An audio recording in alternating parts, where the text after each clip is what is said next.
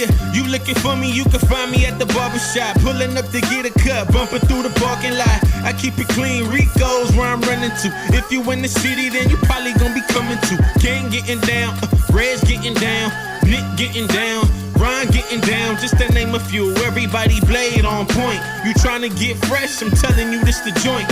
Hands down, top shop up in this vicinity. Promises age 9, LaRon been getting me. Temper on the side, I'm trying to grow out the way. What's up, guys? Welcome back to the K.O.S. Barber Club podcast. Today I'm excited because I've had 2 episodes already. Had a musician and I've had a pro wrestler. Both good friends. But today I wanted to bring somebody that will help us barbers understand a lot about this industry, about themselves, and how to get to this place. Because remember, the K.O.S. Barber Club podcast is about the collection of wisdom of the science of everything in life. So by doing that is the self-concept and self-awareness. And my guest today is a person that I believe has gone long and way more further than anybody would possibly think, from a person that started in his roots. And I want him to share with us exactly how he came about and did what he did. So with no further ado, Alex, what is it? L Cool Fades, or what is it now? Alex the Barber. Alex the Barber. Yep. Cheers, mate. Thank you. Thank you for coming. So, like, Thank you you for heard having me. me. Cheers.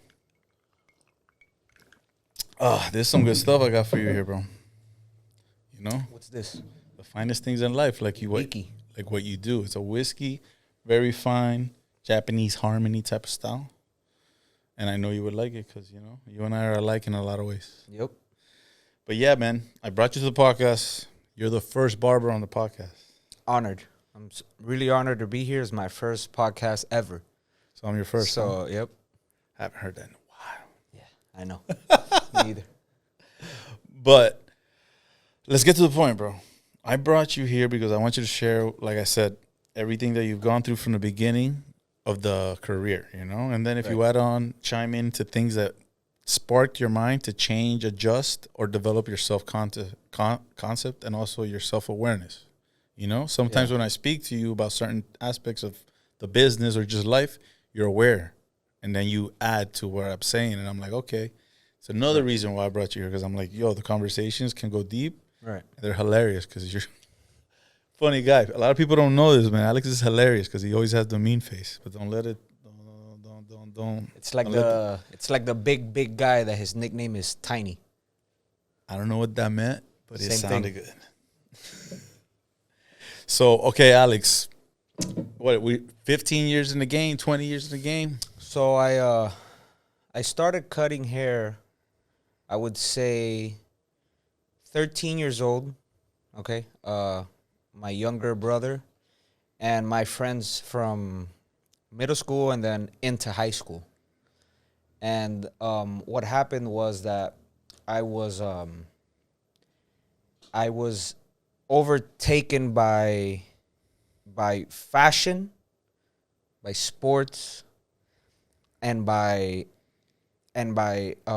You're saying overtaken by what? Like you were zoomed in, like that's what you love? That's what I liked. I liked fashion, I liked sports, and I would see these athletes with these haircuts and these fashion icons looking good and looking fresh. And I used to like to get a haircut, and I used to like, and I still do, make people feel good, because there's the exchange of energies. You know, it's even if it's even if that feeling is not forever. Yeah. When they get a haircut, it's momentarily, but the exchange of energies. People leave your chair feeling great, completely different. They come in, overtaken by life and obstacles in life, and you know how it is. They sit in your chair, they vent. Yeah, we'll get to that. We'll get to that. That's what really brought me into the life of barbering. The aspect of the energy with the person, how it looks, and wanting to help people. So feel transformation. Better. Yeah, I see that. Helping people feel better. But I think to add to that, I think it's when you give that haircut and it comes out well. Yeah. Not great, because when you start off, it's kind of iffy. But if Right, it comes right. out where you're like, maybe I could do this. Yeah. So I felt that way too. Yeah, that was later on. I would say I started cutting hair officially at a barbershop 18 years old. That's young. Yeah, 18 years old, and I'm 34 now. So there you go, guys. You do the math. Yeah. So you've been in the game 20 plus years, and you've been cutting consistently, and you cut in one of the highest grossing shops in Miami, Florida. Yeah. So did you ever think of that? I never thought of that, to be honest. I think it just maybe I did think of it subconsciously, but that wasn't my purpose to. You just wanted bread. It's not that I just wanted bread. I wanted to make a change, like to have an impact on people's lives, you know. And the more people I cut, the more people I can help feel better. Yeah, we talked about that in the first podcast when we were here. We were talking about how it's kind of like not then, but now it turned into kind of like a local celebrity type of thing, and also a psychiatrist. Correct. Friend that away from home, or Correct. You never know, a person that you could always just vent to. Correct. Yeah, your clients, they open up to you, and it's like a client. Yeah, but our clientele now, it's at a different degree, because I remember when I started, we were young. I was actually 13, but 18, 19 at a real shop.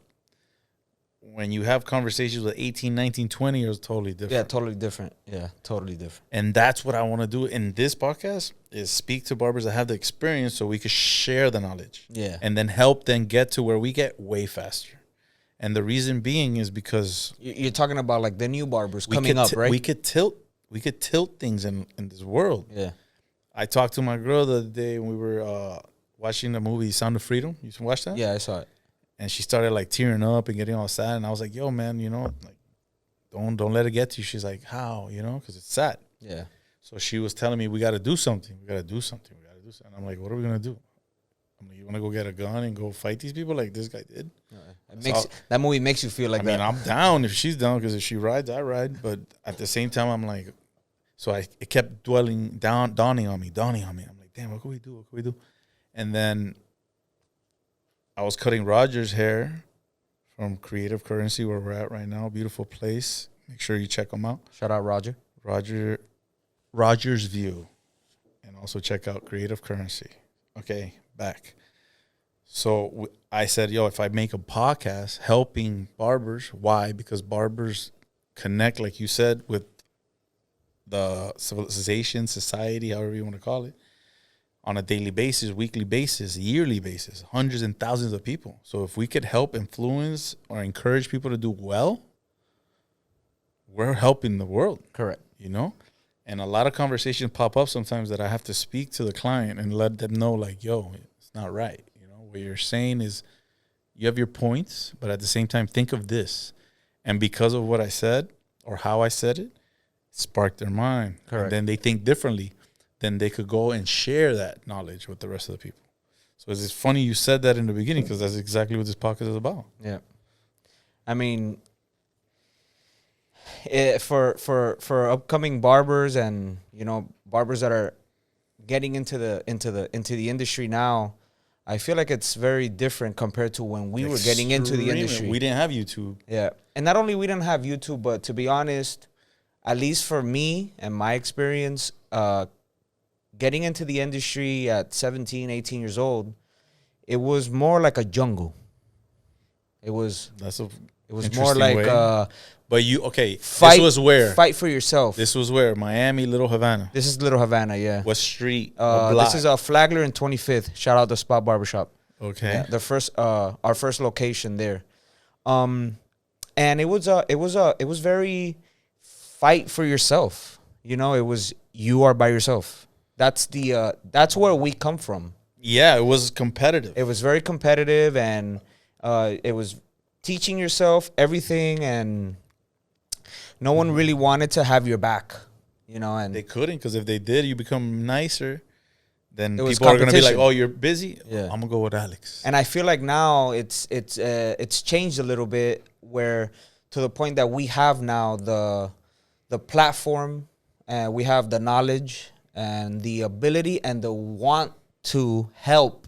Correct. And it's not just young barbers, or it's not just barbers that are just getting in. It's any barber that have 5 years in, 6 years in, 10 years in.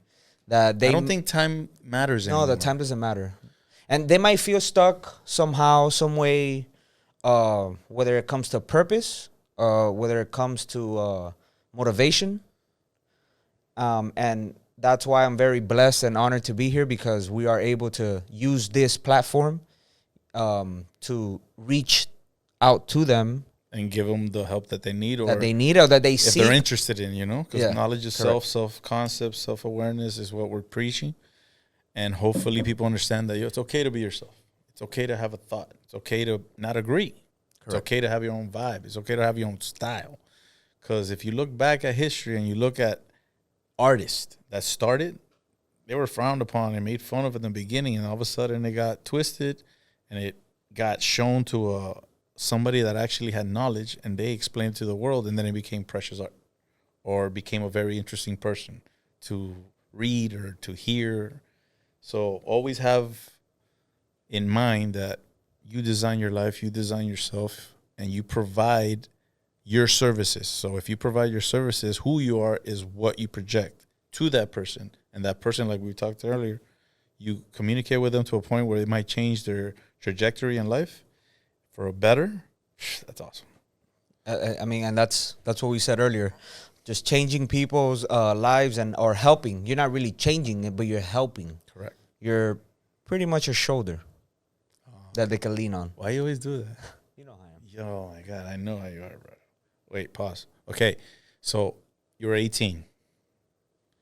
Started cutting hair. How many clientele did you have in the beginning?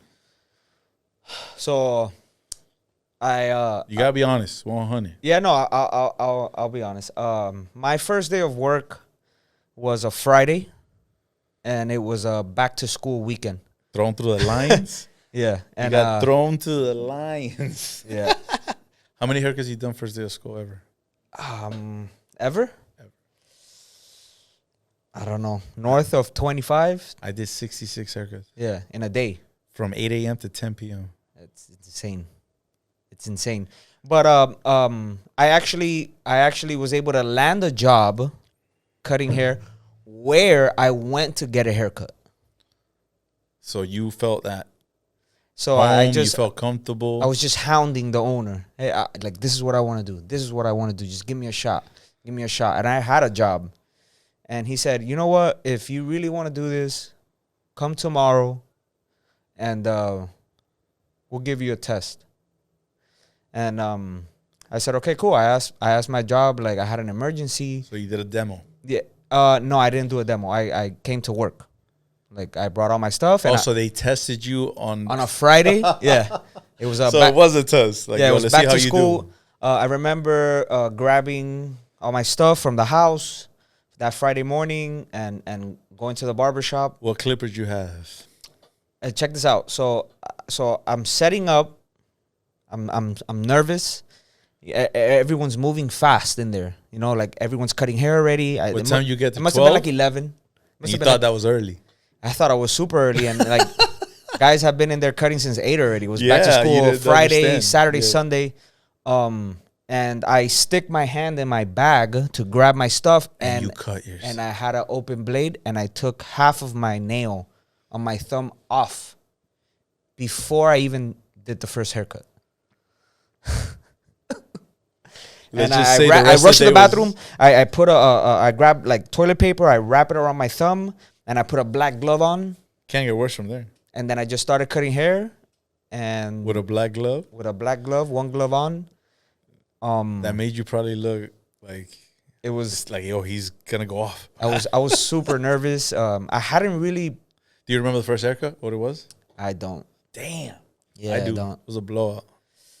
I don't With remember. a half. I know it was a I kid. was afraid to do a skin. I know it was a kid. We were in front of Miami Senior High, Yeah. so we You had. walked in after school or before school? This is school started Monday. This was Friday. Wow. That day I must have cut like 20 kids, 20 people. What year was this? 2007. I'm not mistaken. 2007. Wow. Yeah. So who was bumping at that time? Kanye? Was Kanye bumping or Jay? Kanye, Jay-Z. Yeah. So that And was- we had it bumping at the shop. Of course. Yeah. That's everybody starts in those neighborhood barbershops. Those are awesome nostalgia wise. You can't replicate that, man. I mean, but once you get to another level, it's a different game. Oh, and by the way, I still work for the same barbershop. Yes. Shout out to the Spot Barbershop. Still, again. to this day. And that's a beautiful thing. Yeah. Okay, so then you're at the shop first day at work. It went good. How much you make? You remember? I must have made like $400 that day. And my checks from my previous job, which was at PetSmart. At PetSmart? That's cute, man. Yeah. My checks were $500 for the week. So when I made $400 cash that Friday, I said, By the way, this guy's a calculator. He's a human calculator. Okay, go. that day I said, you know what? This is PetSmart's not for me. And then I spoke to the owner that night, and he was like, look, I'm very happy with how you worked, and you know, if you want to come back, the station is yours, but you have to get licensed. And I said, not a problem. I called my boss Saturday morning. I said I quit, and I didn't go back to PetSmart. I went back to the barbershop that Saturday, worked all day Sunday, and All right, so do you remember how you felt or what you thought about in those 2 days or that weekend? I felt like I was in heaven, to be honest. Correct. I felt like I was this was what I was destined to do. Just because the way that I was flowing and the way that I was cutting and how the kids were feeling and the parents were feeling, and they didn't know I had just started. So it was a great experience? Yeah, they didn't know I just started. Did you have any doubts or any like anxiety maybe? I was nervous. But no doubt. I didn't have doubt. All right, so knowing how you felt back then, knowing what you thought, what you went through, you had a good experience. If you had Except that I was missing half of my thumb. yeah, but nail. that's casualties of war, man. Yeah. You know what I'm saying? If you could talk to yourself like right now to that kid, because there's going to be hundreds, thousands of kids that are going to feel like that, and they're going to watch the podcast, what would you say to them? I would say the first thing you have to do is be very positive of who you are and what you want. Knowledge of self and self-concept. Yeah. Cutting hair is not for the weak. No, not at all. Okay. It's But not physically. We're not talking about physically. No, not physically. Emotionally and mentally. mentally, especially mentally. It's a very straining Mentally job, straining, of course. you know? And stress levels are high when you start. you need to be very confident in how you speak to your client, and how you go about yourself. Yeah, if you project any type of fear, they could sense it. Correct. I would my advice would be to just stay focused on your goal. Did you have a goal, man? Because when I started, I didn't have a goal. All Yeah, I wanted to do was be the best. Yeah, to be honest, my goal when I was 18 was just to cut as much as I could. Make as much money. Make as much money as I could and We get used to good think quick. that's how to make the most money. Correct. We were taught, cut the most hair. You get the most money. Yeah. That is not correct, and we'll explain later. And like I said, like a positive mind is everything. And even in bad moments, bad situations, the way you see things is the outcome of what's going to happen. So you really didn't have a goal, but you knew what you wanted. I knew what I wanted, and I knew that I wanted to be in the industry of cutting hair. Which was not built yet. It wasn't. No, it wasn't. It was in the cut, like it was about to take off. Because Yeah. 2007, it was kind of like It's very similar to the 2023 Miami Dolphins. Explain similar. for those that don't know. Yeah, very similar. About to take off, but you lose by 1 to Tennessee at home on a Monday night. Oh, that one hurt. Yeah. Why you gotta bring that up? I had to because I was there. You know what? It hurt me so much that I was gonna wear a dolphin gear today, and I was like, nah. Look, I have a hair splinter. Already. Yeah, that bothers me. You don't play with it because it's gonna get worse. Yeah, don't play with it. Don't play with it. So okay, you didn't have a goal, but you had a purpose. You had an idea. You were going straight. And then what happened? And then I just I started focusing on making a name for myself. And what was the name? All Cool Fades? No, it was just like a I think barber. it was All Cool Fades. No, that was an Instagram name. Yeah, but I mean, that's when it started popping. Yeah, no, but the LL Cool phase was just like to be catchy. But my real focus was to make a name for myself where, you know, we have an iconic high school in front. Yes. Miami Senior High. Miami Senior High. We're you want to established be in the 19... barber known to go see Alex, Correct. the barber. Yeah. I feel you. Correct. Because those kids would bring more kids, and those kids would bring their brothers and their cousins and their uncles and their Pretty fathers. soon you're cutting the whole fam. Correct. And you're getting invited to the party. Correct. And you're like, sorry, I can't. Correct. Or I can't. So then you started building a name. And then, of course, you started creating the name to a higher level, right? Correct. So did you go to any like battles or anything like that? I was never focused on battling because again, this was my mentality when I was younger, was why would I go battle against barbers for recognition amongst barbers when the recognition that I really wanted was in school among clients. Correct. Not amongst barbers. So I didn't really see the point. I didn't really see the fire and let's go battle because I need to prove to other barbers that I'm better than them. It's not that. Some people like the competitive to edge to see exactly how good you really are. Yeah. Even though now I do like battling and I do like the battles now. I fell into it by accident. I came to the shop one day. I used to do designs. Yeah. So the owner asked me, he's like, yo, you want to go battle? And I looked at him like, what are you talking about? He's like, yeah, there's Andy's freestyle design battle in an hour. And I'm like, in an hour? He goes, yeah. Okay. For designs? For like designs. a freestyle? Yeah, so what ended up happening is that a lady that was a representative for Andy's came to the shop and asked if anybody wanted to battle. I guess they needed people locally. Yeah. Because they had people from Chicago, L.A., New York. They were all battling, and they won over there. So they were bringing them here. They hosted it in the Fontainebleau. So they went to the shop, and then he said, yeah, I got somebody. Never asking me if I wanted to go. Right. I show up to the shop. He's like, yo, you want to? And I was like, I don't. And he's like, come on, you got to do it. And I'm like, how much is it to get in? It's like $50. I was like, nah, I'm not doing it. I'm not going to pay $50. He goes, I'll pay for your entry. All right, let's go. We went. I didn't think I was going to win.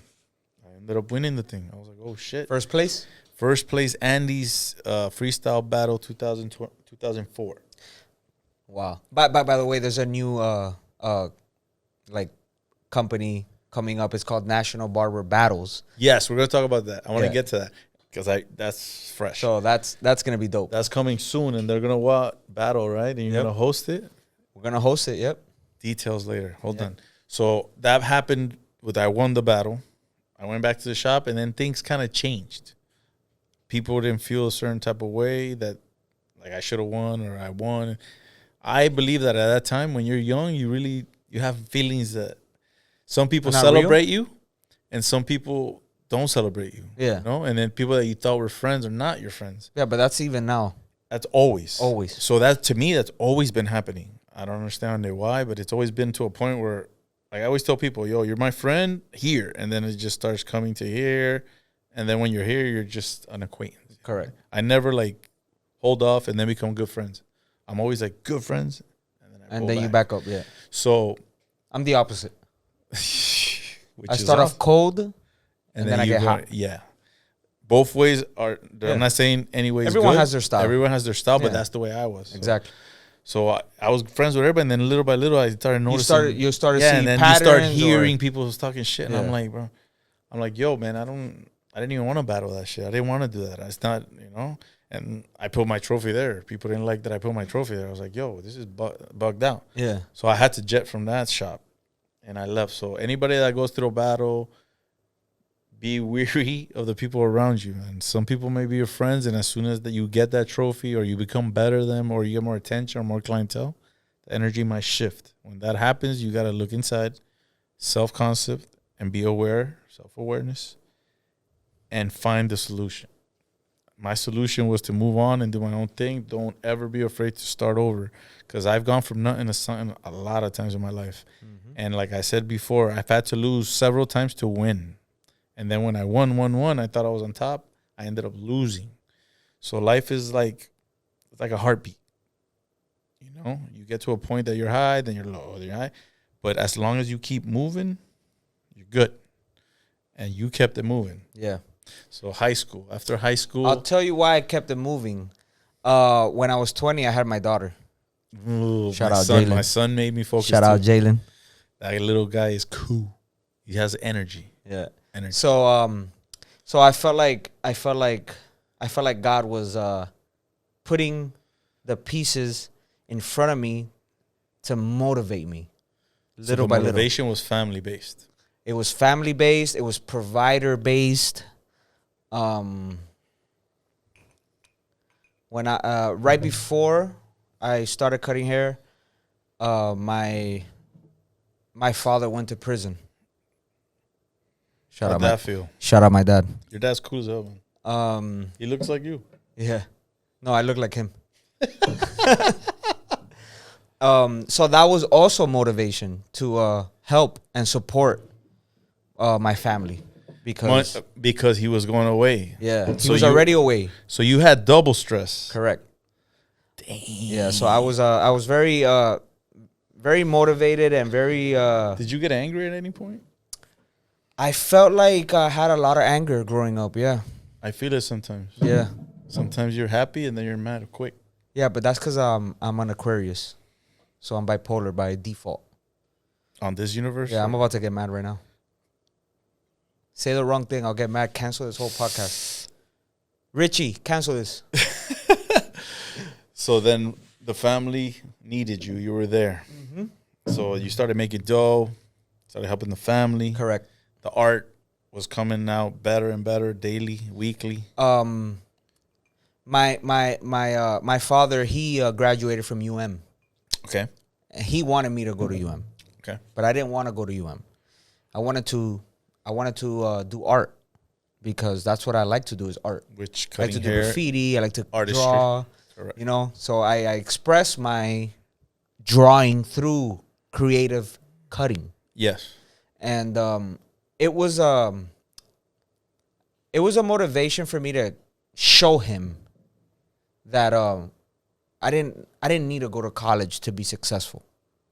You know, you really don't, and especially nowadays, especially if you want to cut hair, there's a very big, market to cut hair. Now. Back in the days, it just was starting bubbling up. Yes, correct. But I believe that your self-awareness kicked in when you had your child. Correct. Then you were like, okay, this is what I need. This is what I have to do. This is what I'm going to do. And then you had self-awareness to say, okay, I could do this. I'm going to flow with this. And you took that energy and you created a career. Correct. And it's been challenging. Of course. Yeah, I'm not going to say like, oh, it's been I tell my daughter all the time, it's not going to be easy. Yeah. Nothing is easy. My daughter thinks like, oh, I want to do this, and I don't like it. I'm like, yo, you're not going to be the best. Yeah, it wasn't smooth sailing. Never it wasn't will like, be, oh, man. you became a barber at 18. If it is, I don't trust it. Yeah, you became a barber at 18. By the time you're 30, you're rich. No, it didn't work like that. It didn't work like that at all.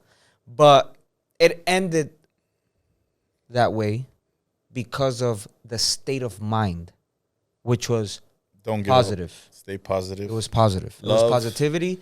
It was love. It was moving with love. And, like you said, if I had anger, I had anger. I had anger because my father was there my whole life. And then all of a sudden he wasn't. And then I was a father.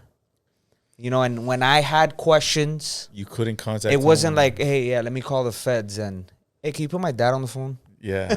Yeah, it wasn't like that, you know? But I always tell my kids, I tell my friends, I tell my clients, I tell everybody, like, you never know what's going on in someone's life, you know? Yeah. So sometimes you have to kind of gauge the conversation in a certain way when you're talking to your client. But what I'm trying to say is you never know what a person is going through in life, so you have to have self-awareness. And your father going to prison, having a kid, gave you the awareness that you were going to do this, or just gave you the awareness that you had to do something? It gave me the motivation to not end up in that predicament that he was in. It gave me the motivation to come out in front.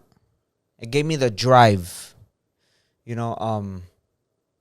And I'm not saying that people need certain situations to happen in their lives to be motivated or to push. A lot of people, man. You never know what's like.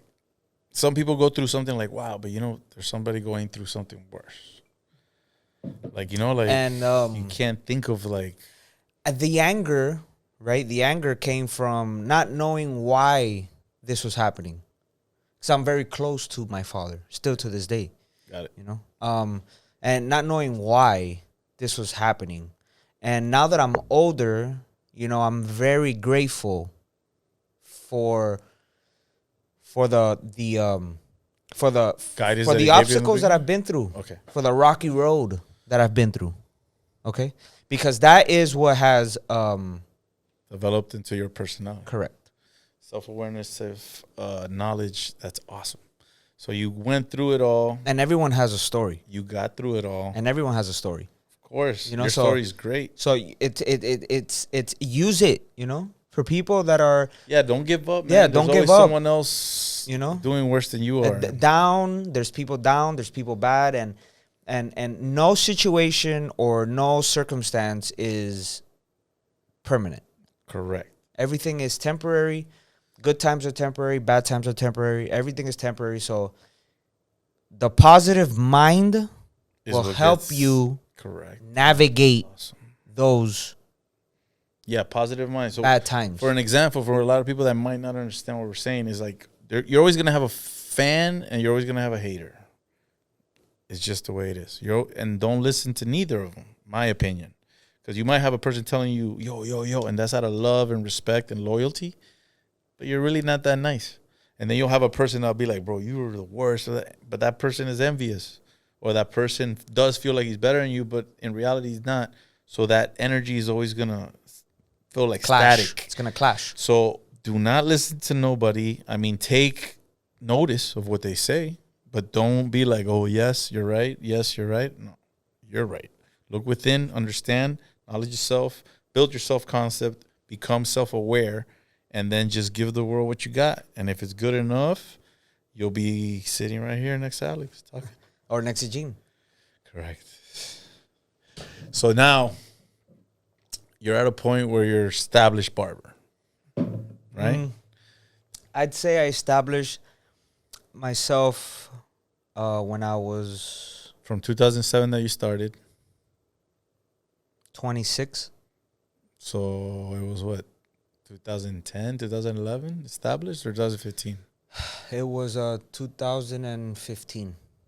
That's when you were like, all right, I got my clientele. Yeah. This is what I want to do. Yeah. That's another issue that I see nowadays with younger barbers. This is a trade job. This is a trade. It's a career. Career that it's not gonna be one day to the other. I've never heard of that. Okay, I have, and I've seen. No, in our industry, I've hired a lot of barbers that they want to be great tomorrow.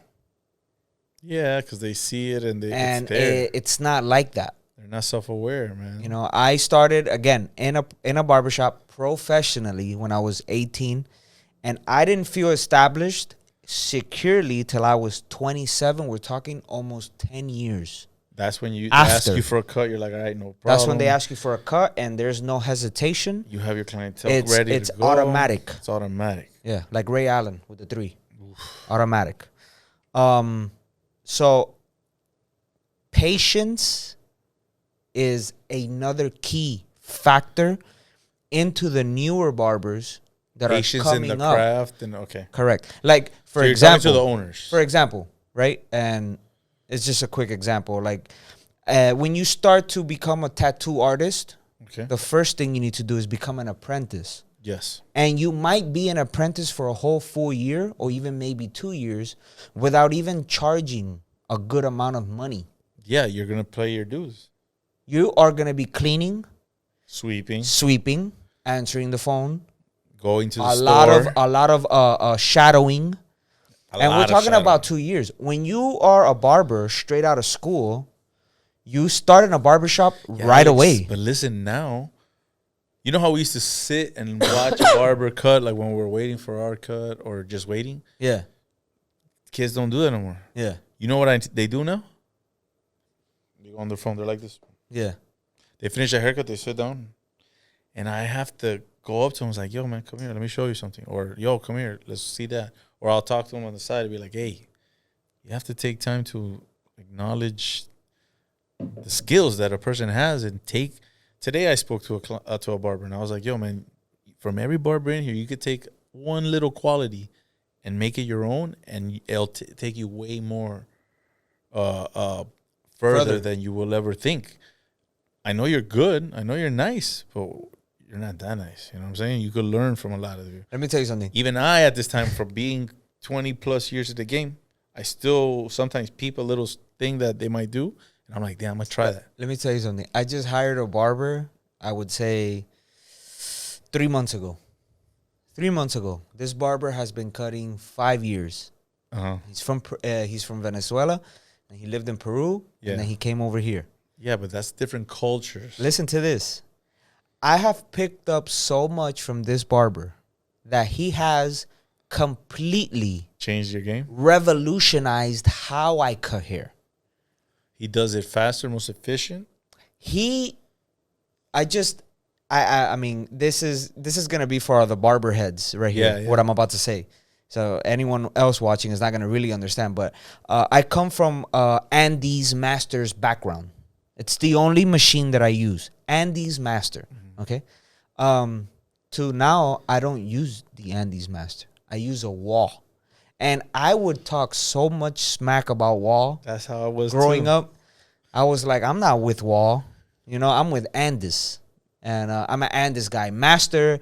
And you were in the shop last week, and you were like, what the hell is that? And you were like, he still has a master's cord. Dude. I have two master's cord. Everybody One is a wants fat cordless. master. This guy still has a cord. Okay. One's a fat master. And you know he cuts a lot because Shout out, Drew. The little tip right there is open and the little hair's popping out of the wire. Dude, this guy completely changed the way that I cut because of me shadowing him. I hired him. Yeah. This is a new barber in my barbershop. I believe that's how barbers evolve, man. So just each one teach one. And because my mentor is so open to receiving new information at all times, I'm able to capitalize from this. I was about to ask you, how could you? You just said it. I'm you able to capitalize from what he knows, mixing it with what you know. And when we can apply this, to everybody watching this podcast, and we can apply this to anyone watching this. This guy comes in with a third of my knowledge, but I pick up from him and I shadow him as if I was the student. Why? Because there's no ego. Okay, there's the mentality to be better. And how do you be better? By being receptive to new knowledge. Correct. And because I always say, all I know is that I don't know. Is that you don't know. Just because I do it and I cut, it doesn't mean it's the best. A lot of old heads are stuck in their ways of, I am this way. There's nothing wrong and I'm the best there is. But in reality, you could always improve. You could always improve. Yeah. Even if it's a small thing like what you apply on before you use a straight razor. It could be a simple thing like that. Yeah, you know what? I actually got that from you. Oh, the The gloves and then the gel right here, as of like a tattoo artist. that's how I got it because my cousin's a tattoo artist. Shout out to my cousin Ed. Yeah. He's in Miami. Don't Inc. get tattoos, kids. I mean, I love tattoos, man. I hate them. It makes me a different person. So I got it from him because he used to tattoo me. He used to have the what is it that they put the cream? Vaseline. That's Vaseline. Pause. So they get the Vaseline and he applied it because he puts a little bit here. So when I saw that, I was like, damn, that's. I'm like, why you put it there? And he told me, oh, that way I don't have to keep going back. I was like, ah. Dude, I do the same thing. Still to So this now day, I I got go- that from you. And it It's saves like perfect. 5 minutes I per squeeze haircut. it a little bit right there and just grab, pull, shave. Grab, put, shave. Grab, put, shave. And you know what I did there? I implemented somebody else's technique into our craft, our industry, and I believe a lot of people do it now. I'm not saying I'm the first one to do it. No. I'm just saying I was the first one to try it from my knowledge. I never saw nobody else do it.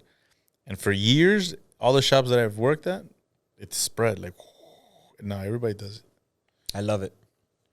I'm not saying I'm the one that came up with it. I'm not saying that. I'm just saying I was the first one to try it in my group, in my clan, in my tribe. So back to the story, man. You were now the established barber. You're hiring barbers. Yeah. So let's get to that. You want to fast forward? Well. Actually, when I felt established at 26 and 27, that's when I had my son. And then, yeah, that's what got you to the point where you're at now. So I have a daughter and a son. Shout out, Nathan. So then now you're an established barber with kids, focused, goal, self-driven, right? Because nobody's telling you do this. Everybody's telling you opposite. Correct. Everybody's like cutting hair Yeah. because it wasn't glamorified like how I it is used now. to. I used to get that all the time, You're a barber? especially from high school friends. You know. Oh, Nice. I remember you used to cut hair in high school. You're still cutting hair? Yeah. Yeah. Oh. But now the okay. difference is that I cut hair and I have tattoos on my face. That's the difference. That's And what I that's tell the my friends. freedom, man. The Yeah. expression. That's what one thing I love about our industry, man. You could express yourself in so many ways, and don't knock people for being a little different, man. Some people, are in the matrix. That's cool. You're in the matrix. But we're not. I mean, aren't we all? That's a deep one. We'll get to that one We're when in we're it talking about the battle. Optionally. Option. We're in it optionally. We could opt in and opt out. Correct. Just like Neo. Just like that. So then you moved on. The spot barbershop where we work at now, it expanded, right? Yeah. So at this point, a little bit right before my son, I was offered a joint venture actually with the spot barbershop, with a new location that we're opening up on 8th Street and 67th, and no one really wanted to take that. Yeah, that location, for people that don't know, it's very industrial. So you have like, I had like you have four warehouses. I have 4 barbershops. You have a lot of mini malls and a mile radius. that been there for years. Exactly. But because of the self-knowledge and self-confidence in who I was, awareness. I said, you know what? If I'm being offered this opportunity to have my own with the spot, a company that I've been with already Yeah. for more than 10 years, then why wouldn't I trust the path? And that's what I did. Okay. Like you Neo. trust it. I trusted the path. And in that location on 8th Street and 67th, I was actually by myself. Yeah. I remember. Okay. still pass I by. had corporation, the spot barbershop behind me, but I was alone. Correct. And that's where I actually learned how to manage. So it was like starting all over again. Correct. And I had already been 10 plus years So you with this company. did you have the same feelings that you started the shop It was like the same feelings as the first day of as the working? first day, but as like more confident. as Morpheus. And I didn't have a gap, Okay. but like as Morpheus, where he knew what was going on and he knew who he needed to get in order to make it to the next path. So you did that for how long? 2 years, no? I had that shop there for almost 2 years. Yeah, almost 2 years. And we did really well. And after the 2 years, we found ourselves plateauing a little bit.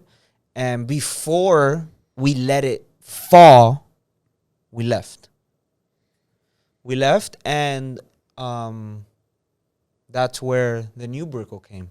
New Brickle. So for those that don't know or do know, Miami Brickle, they had a barbershop, but it wasn't at the level that the spot opened it up. So that was the Brickle and 10th Street, right? That was so before that one, it was 8th Street and 4th Avenue, right next to the Papa John's.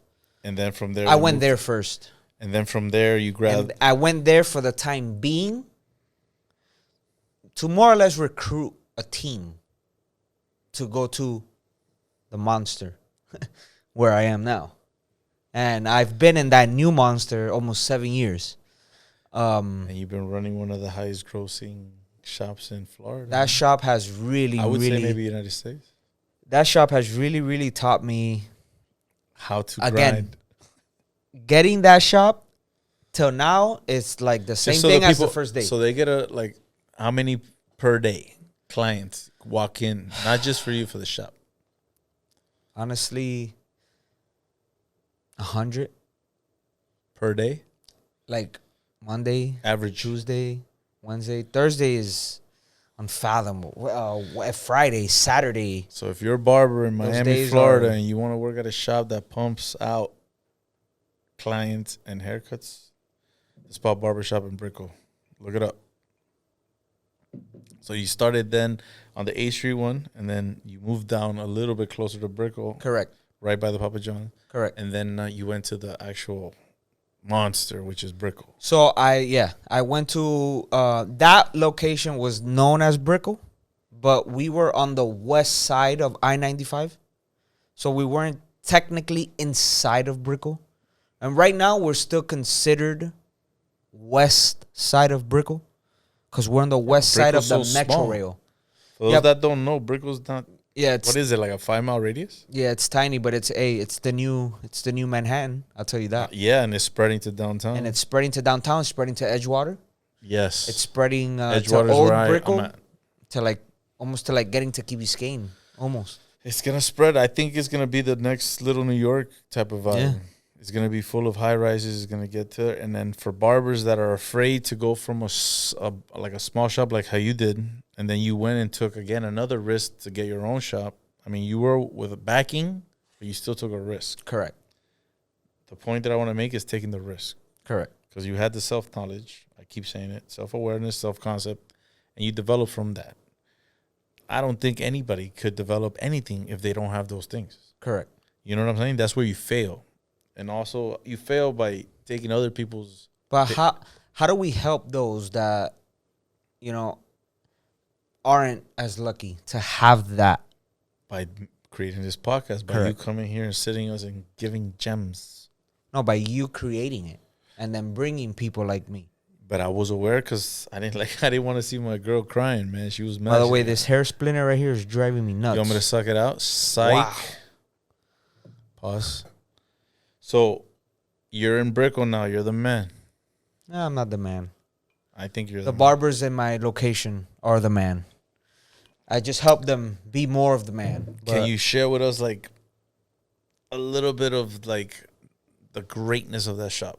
Just express from how you started in a small shop to where you're at now. So that new shop, which is not new anymore because it's 7 years, but that was like a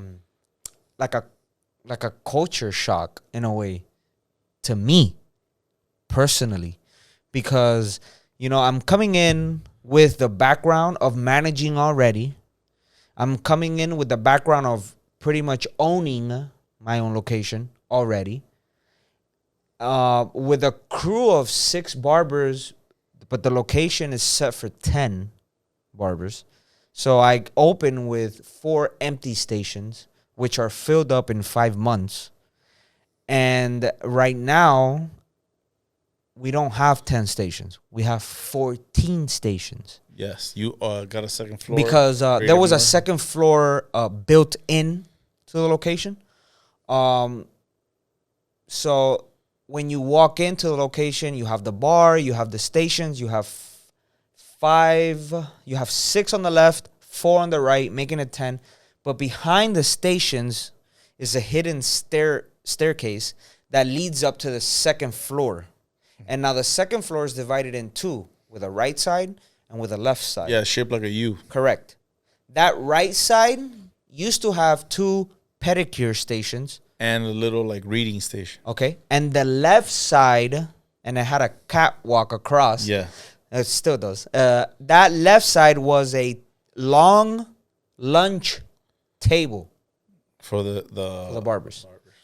And I would say like a 3 to picnic style lunch. correct. I would say 3 to 4 years in to the barbershop, we were like, dude,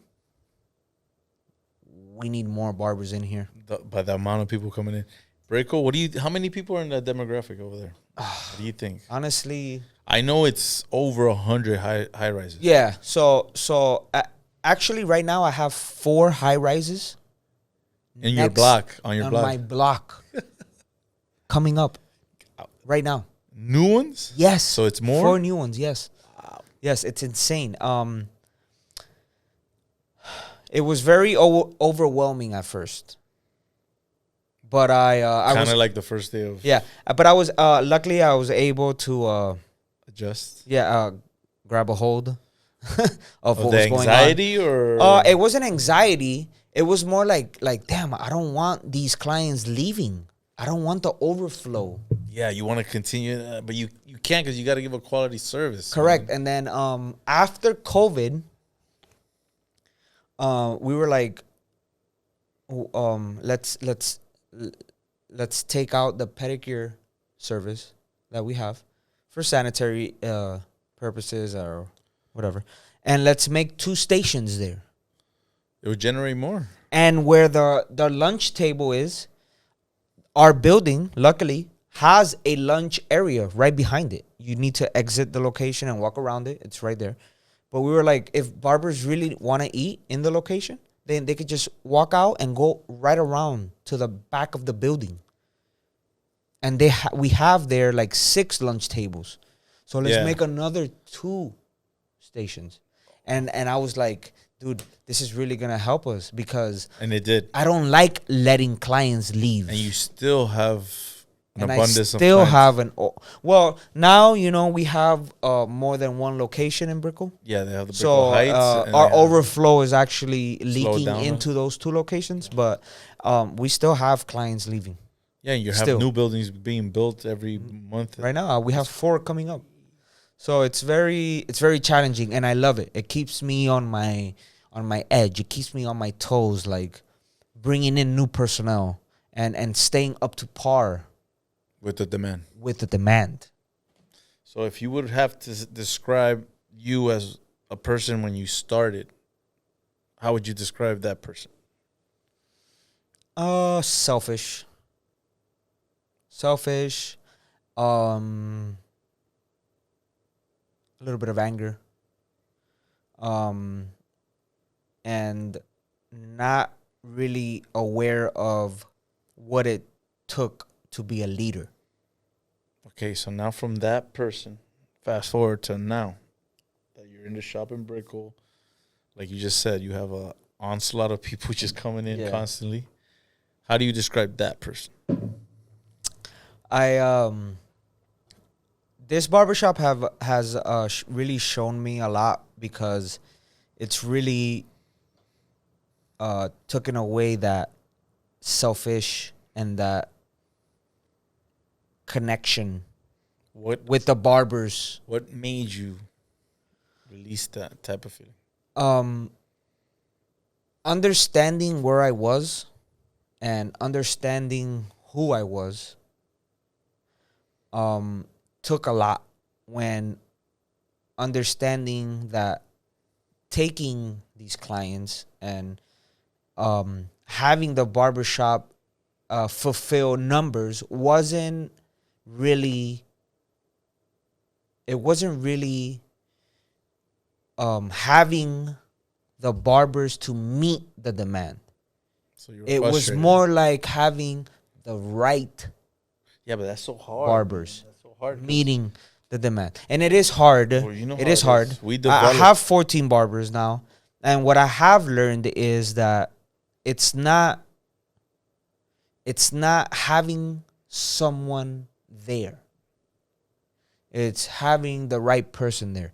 And as a leader, you know, in I've learned that in this time, there are two types of leaders in this world. I think there's more than two, man. But to me, to you, my okay, what two? philosophy and my mentality, there's two types of leaders in this world. There's the leader that Good and No. the leader that's bad. no, Oh. yeah. There's the leader that people follow because they have to. There's the leader that people follow because they want to. And I had to choose who I wanted to be. And at that moment is when I realized that I would never want to be the leader that people want to follow because they had to. I wanted people to follow me because they That's it. wanted That's an interesting to. point of view. So you would describe the person now as a person that is a leader that wants people to follow him because they want to. I want to be with this guy at that location because working for him is beneficial in my life. Not only monetary, but mentally, but spiritually.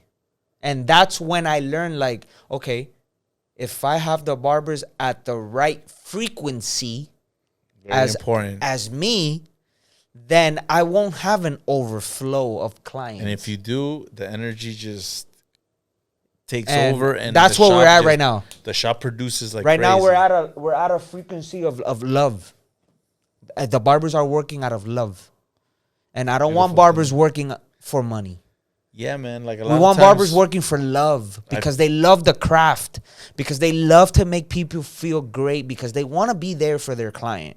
They want to be there for them. Like maybe that client doesn't have insurance to get a psychiatrist. Maybe you are the psychiatrist. Maybe you are the fashion stylist. We are. Maybe you are We the relationship expert. You might not be the best at it, Maybe you are. but you are.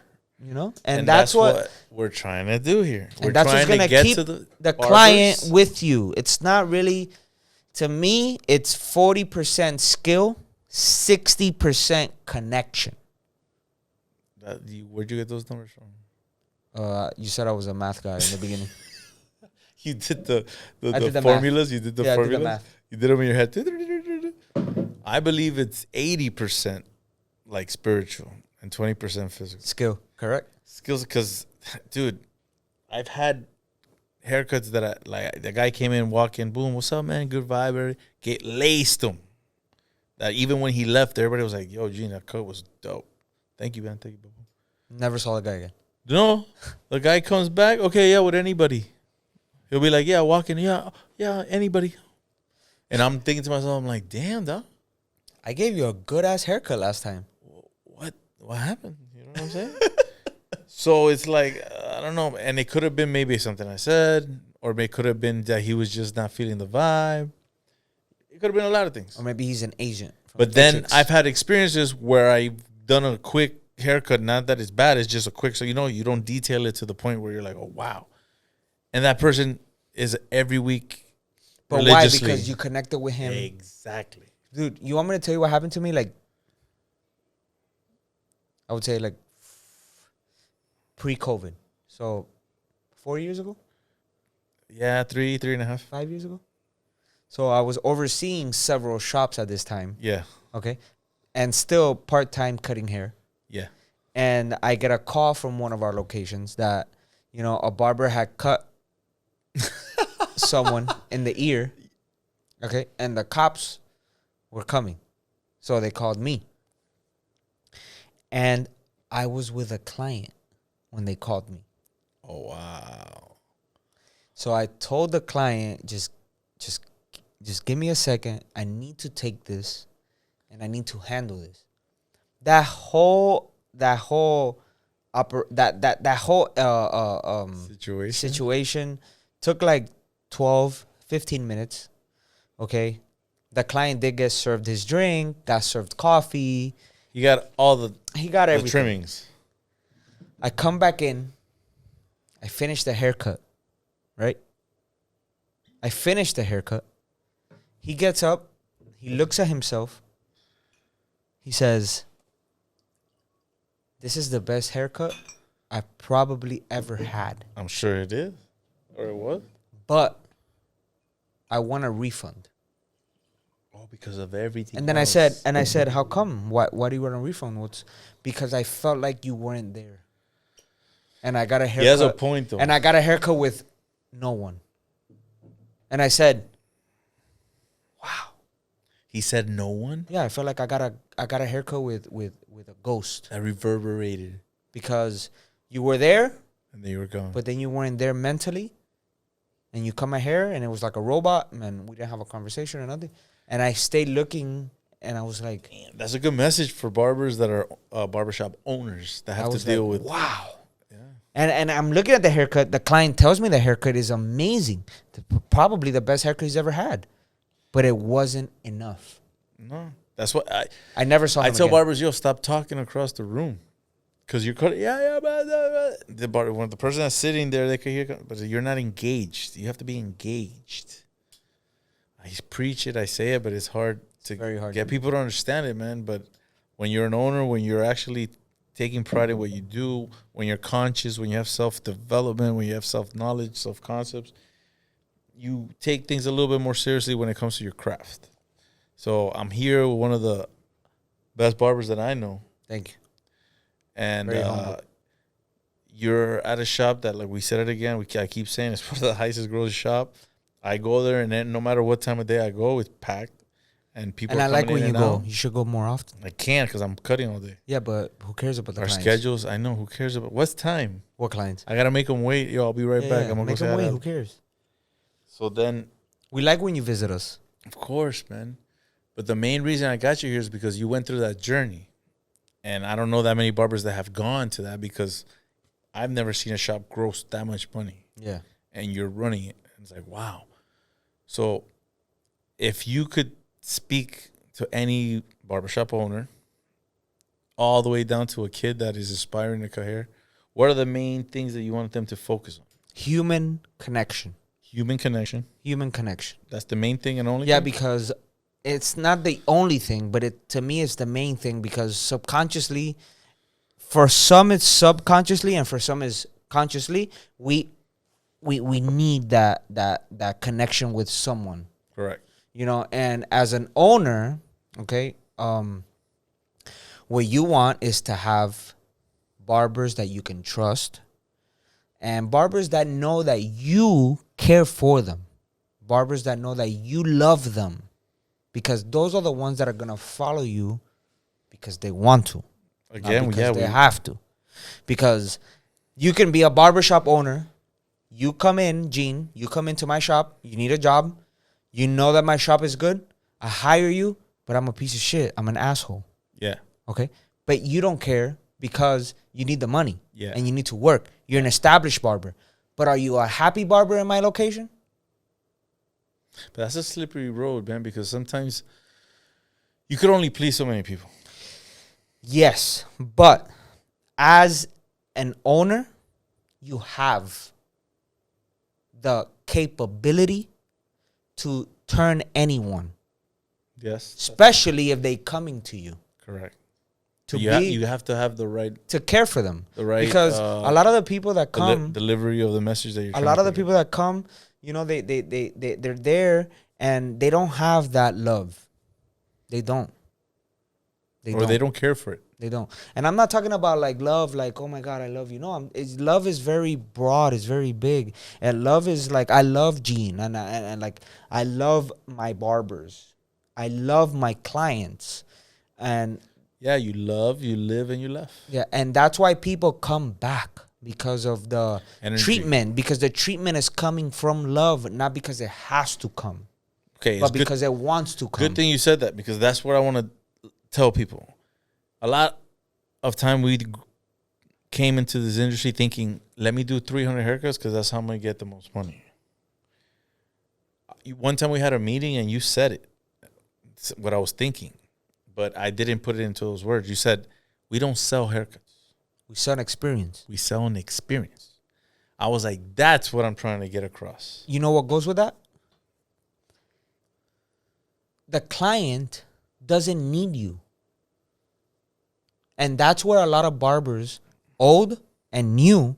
Oh, I've gotten a whole bunch of clients like that. New, they're like, "Yo, Gina, I love the fact that you're always on time." And But you're listen, always- the communication. client doesn't need the barber. No, I and don't. that's where the barber messes up, thinking that because they're good, their skill is good, their following on social media is high. I have barbers in my barbershop that have over 10,000 followers. Okay? They think that because they are that good, that the client needs them. Yeah. And if And you the could cut, client does not if need you you. could cut hair in 20 minutes, 10 minutes, 5 minutes, yo, The reality is that you need him. cutting hair in 5 minutes is not a glamorous thing. It's like, who the hell wants a 5-minute haircut? Unless you only got 5 minutes because you're late and you got to ride out. If you're capable of doing that and pulling out those guns, amazing. But if a client comes to you and sits in your chair and wants a skin fade with a little drop in the back, you got to bless them, man. I believe that, clients, they don't need barbers. They don't need you. Okay? They need a haircut. If you're not there and they find someone else that gave them There's a always someone 20%, better. that gave them a 20% better service, No, fuck 20, 10% you're never going to see them again. at all. So that Or you'll see them when that barber's busy. that makes my hypothesis correct. Because if you cut your hair with me and I don't give you the best service and I act like you need me, one day I'm on vacation and that client cuts his hair with Gene and Gene does the same exact skill work, but the service was 10% better, the client will not come back They to can me. tell the difference at all times. So in reality, the client doesn't need you. You need the client. So the service that you are providing I think is it's everything. the exchange of energy, man. It's You give that everything good to the service, client. they come in with a good vibe. That synergy is sacred, man. To this day, I believe that barbers are not just a regular individual in society. I believe a barber is a person that has experience, has wisdom, and could be a person that could change the world, man. Yeah. You know why? Because we touch a lot of people, man. Cut their hair, Pause. talk to them, psychiatrist, pause, right? Hey. And then I appreciate you coming and sharing that experience because not that many people understand.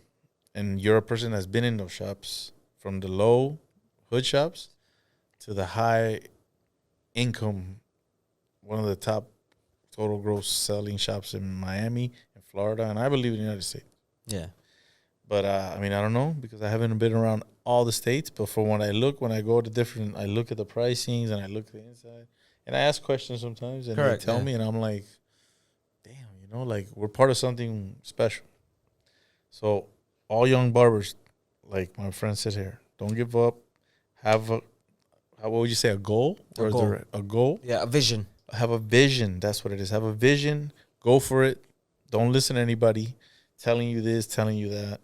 Just do what you got to do. And I talked about it in the first podcast. Like, there's an intervals intuition. Intuition.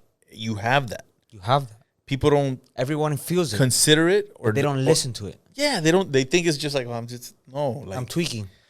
like, I don't feel good. It must have been something I ate. No, man, your intuition, your body's telling you, yo. Like when you get hit and you're like, ow, your body's telling you, yo, you just got You got hit. like your splinter. Yeah. Yeah, it doesn't. Wait, what finger was it? See, you forgot already. Yeah, I did like your forget. body's used to it. You're immune. You have immunities. I'm the one. So with all that said, you got to really think about who you are, what you are, develop yourself. And like I said, here we like to explore the science on the wisdom of everything in life. You know what I mean? So all the wisdom you have, you shared with us. I appreciate that. And then I want to ask you one last thing. Would you rather be feared or loved? I know you said that love is the thing, but I want you to share with us what makes the difference. I'd rather be loved. Why is that? I'd rather be loved because I feel like love conquers everything. Whether it's relationships, whether it's a girlfriend, whether it's with your parents or with a sibling or with a client or with anyone else. I feel like love conquers all because it goes back to what I said. There's two leaders in this world. There's the leader people follow because they have to, and there's the leader that people follow because they want to. That want comes from love. They feel it, and they say, this is my guy. This is who is going to make me better. To me, I don't want to be feared. I want to be loved. Because that's the energy that I'm going to put out. And I can tell you that you're no good and that you can't work here Out of love. and still make you feel loved. I was about to say that because there's some people that you love them and they're good people and you're looking at them and you're like, yo, man, I can't do nothing else for you, man, unless you help yourself. Because, like, I don't... This is the I don't- fifth chance I give you. I don't fire people. Fifth. I just open the door and say, yo, I told you. Correct. And it's not because of, like, oh, you're fired. It's more like, yo, you're not bringing value Correct. to yourself, to the shop, to the client. I can't have you here, man. And that but comes, you're an awesome person. that comes because you love them. Because if you didn't, you would have let them go. Yeah, and but not you know how many, told them anything. How many times you let go of a person because of that and they flip on you Yep. on some crazy shit? Yep. That's why I had a conversation the other day with a person. I was like, yo, how could a person be like loving, caring, emotional, share things with you, spend time, and then flip on you on just like a little Yeah. little Well, static? Yeah. 1 minute to the next. You're like, yo, I thought Yep. you were... And I've experienced that. Exactly. Yeah. So that's why I think fear and love are the same, you know, in the sense that it's an emotion. One is very smooth and one is very like direct, right? Because having fear doesn't necessarily mean hate, you know. Fear is more like, I could love you, and because I love you, I'm afraid to let you down Yeah. because I know what's coming. You know what I'm saying? As far as I'm talking for myself. Correct. Like my daughter, Sophia. Shout out to Sophia. I love you. Shout out, She's like, Sophie. oh, you're scary, Dad. You're scary. I'm like, how am I scary? Oh, because you talk loud. I'm like, I don't talk loud. I talk direct. And for me to get, I'm a very implosive person. So for me to get to the point that I explode, it takes a lot. Yeah. But since it's been building up, when it gets to the point that I blow up, it could be for a little thing like, yo, you moved my cup. Yeah. Yo, why the fuck you moved my Yeah, cup? because that has nothing to do with that. It has nothing to do, but it built up. So Yeah. people are like, yo, this guy's crazy. Nah, man, I'm not crazy. I just been holding this shit back forever Correct. because, like I said, I give you love, and maybe I need to switch that up. You know, maybe that's part of my journey that I need to find a way. But that's the main focus that we're talking about now. Becoming self-aware and shifting, adjusting to create a self-concept that will build the journey, the goals set, will get set and made and accomplished, and you become a better person at the end. So now that you're at where you're at, what is to be expected in the future now? Just keep progressing at what I'm at a bigger magnitude, bigger level, more barbers, more shops, and more love. What about the competition that's popping off? Yeah, competition is always gonna be around, and you want it to be around because it's gonna keep you on it. It's gonna keep you on edge. Talk to us about the one you're setting up. So that's National Barber Battles, and we're encouraging all barbers. We're gonna have categories for new barbers, and we're gonna have categories for the real competitors. Fades, blowouts, designs, freestyles. So you're gonna do the traditional categories. Yeah, traditional, and we're gonna also give an avenue and a light to the newer barbers that cannot. They feel they won't compete with us, but they compete with them. They can compete with themselves. So you're gonna have the traditional categories: what, fastest fade, freestyle, haircut and beard. anything else like maybe coloring? Because coloring is becoming big time now. Freestyle is gonna be incorporated with the color. It's gonna be Oh, color word? and freestyle. Yeah. Like we did that time in design district. Mm-hmm. That took a long time, dude. Yeah. That took almost like 3 hours. Now we're gonna cap it at an hour and a half, and we're gonna blow the whistle, and whoever's done is done. That's gonna be interesting. Yep. What else is gonna have there? We're gonna have vendors. We're gonna have this podcast there. I wanted to live too. Yeah, man. Let's see if So tune in live. Roger Tune in live to wants to go. yeah. He's a busy guy. and then the setup and everything. But yeah, that'll be great. We'll be out there talking to the barbers, Perfect. interviewing them, letting them know. And what else? What else is in the competition? Oh, Where's it at? You're gonna have to tune in and find out. Follow us at National Barber Battles on Instagram, and you'll get all the details there. We actually have like a small battle this Saturday, just like a trial run, more or less, to see like what we're working with. Where? It's gonna happen with Sneaker Swap. I Sneaker believe Swap. that's on 7th. It's gonna be on 7th Street. So it's gonna be a And, shoe expo, a sneaker. It's a expo? shoe expo, yeah. And you're gonna be mixed in there. Correct. But I've seen that already. At the airport. I think that's like yeah. 72nd, I think, and 7th, I believe. Yeah, it's by the Air Miami International Airport. That's a Hyatt. Yeah, correct. The Hyatt, yeah. I mean, damn, that's dope. Yeah, And then you're gonna do a little pop up there. correct. But then when you do yours, it's gonna be the No, ours is full- gonna be our own thing. Yeah. And what else do we have to expect from that? Well, you're gonna have to tune in, find out. Damn. I don't Or wanna you give don't it know all yet. here. Or you don't know yet. Of course you have No, to put it no, here. no, You no. have to go. You have to go. You have to go. And We're if gonna have they- different vendors. If they mention the podcast, do they get a discount at the ticket to get in? Yeah, they'll get a discount at the ticket. Yeah, You're welcome. there you go. Alex, man, it's been an awesome adventure here sitting with you. We could be here for hours. Keep Yeah, we could. talking. But is there anything else that you want to tell barbers? I want to tell barbers to remain positive, stay patient, okay? Stay focused on your craft and who you are and who you want to be, okay? It's very important who you want to be, that you know, and you see it. You have to be able to see it. Vision is everything, okay? See yourself where you want to be, have the patience to get there, and have the positive mind to get there as well. There's going to be rocky roads. There's going to be times where you feel like you're down, but those are the times that you prove that you're up. I like that. So, yeah, guys, you heard it from one of the best barbers in Miami. You understand what he's about. You know what he's about. And if you feel you have a connection and you feel like you want to go ahead and talk to the man, you could go to Brickell, Yep. to the Spot Barber Shop. I'm there every day, Monday through Saturday. And if you think you got what it takes, you want to be part of the best shop in that area, you could easily go and say, what's up to my man Alex, all right? Yo, I appreciate you. I love you. Thank you brother. for coming. Yes, First sir. barber on the podcast. Yo, this is your first. Yep. It's amazing. I'm honored. I'm super honored. And the hair splinter is driving me nuts. It's on this finger. We're going to have to take care of this hair splinter, man. Yep. So, love Love with live, everything. and laugh. Appreciate you guys. Continue to develop yourself. Peace.